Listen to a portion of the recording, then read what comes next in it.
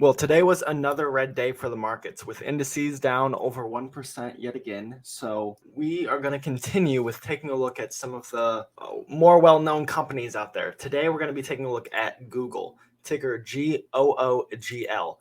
This one is definitely a company that most of us know about. Their name is almost synonymous with searching for something online.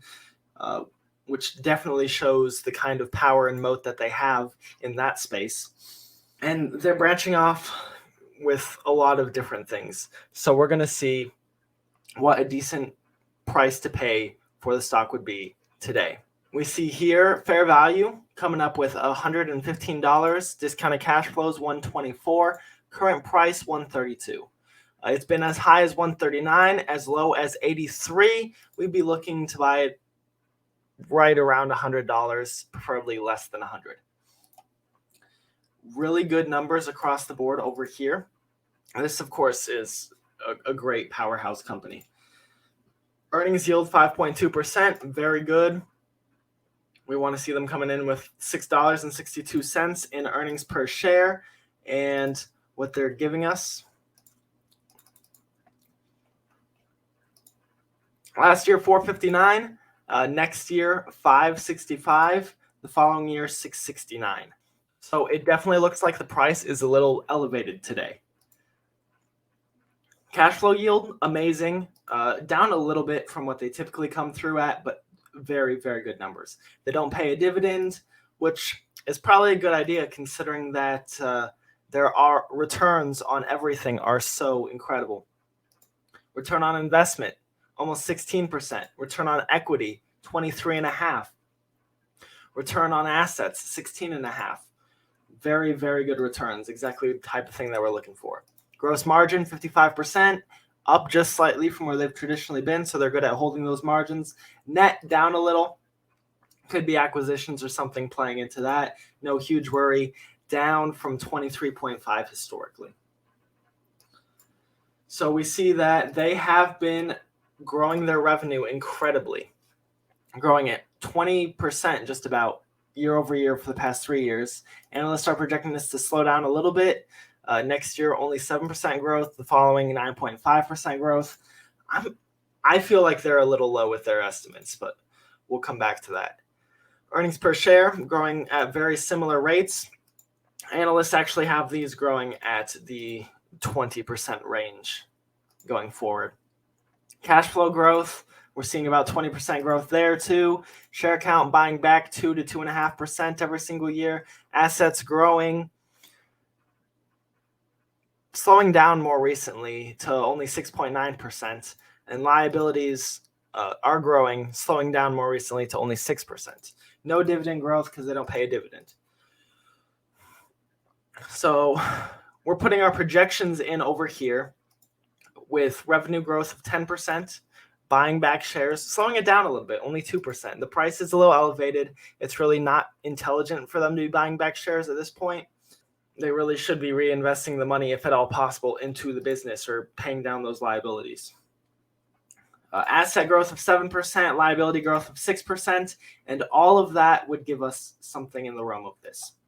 So in 3 years, we'd be looking at a fair value on the stock of approximately $135, which is right about where it currently sits today. Profit from our calculated fair value of $115 of almost $20, 15%. Now, if you were to invest your money in SPY, you'd be looking at a 26% return on average, with 8% every single year over that time period. So even the fair value, it doesn't look like great returns. But when we project it out further, 5 years, we're looking spot on with the market, investing at the fair value price of $115. So if you're a very long-term holder, today's price might not be too bad. But if you have patience, you think that everything's going down, things will continue to drop, and we get share prices under 100, then you would be looking at something more in the realm of this. In 3 years, you'd still be at the 135, but you'd be sitting on 28% gains, 2% over the general market. And in 5 years, we'd be looking at 62% gains, 47% greater than the general market. With the general market only doing 47%, we're looking at something in the realm of 15% beat on the market, which is over a year's worth of gains. I mean, this is such a good company. We've got great numbers across the board for everything. It's a little elevated right now for sure, but you probably wouldn't regret it if you're a long-term holder. If you're a short-term holder wanting to get out of it within the next 2 to 3 years, you might regret it at that point. You might see a bit of a loss, if not flat. But it's definitely a great company that I'm looking at finding an entry point on. So in order to get today's share price, we'd want something in the realm of $6.5 to $7 earnings per share, $6.62 cash flow per share, which would be $85 billion in cash flow. They came in this last year with $60 billion. They're not going to hit 85 until 2025, maybe 2026.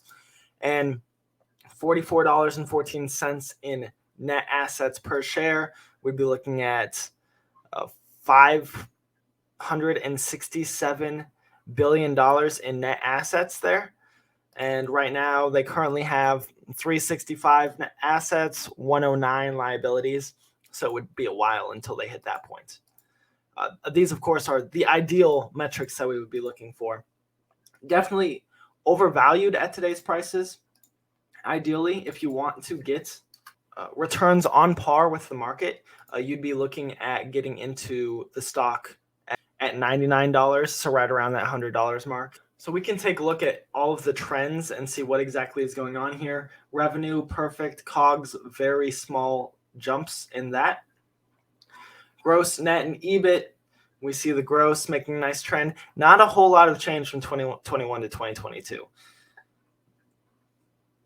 And we see similar graphs across all of these metrics. Balance sheet, assets are great. Tangible assets, nice positive number, pretty flat between 2021 and 2022. Liabilities, mostly flat, much lower than the assets, and we end up with a very large tangible book value, which is what we really like to see. Cash flow is looking pretty good. A bit of a dip in 2022. If they can get back on track, we'll see some nice growth with a bit of a blip. 2021 was kind of an outlier to the upside anyway, if you really try and graph this out. Dividends are unpaid, and the price. And this is where it's definitely looking like the share price is a little elevated right now.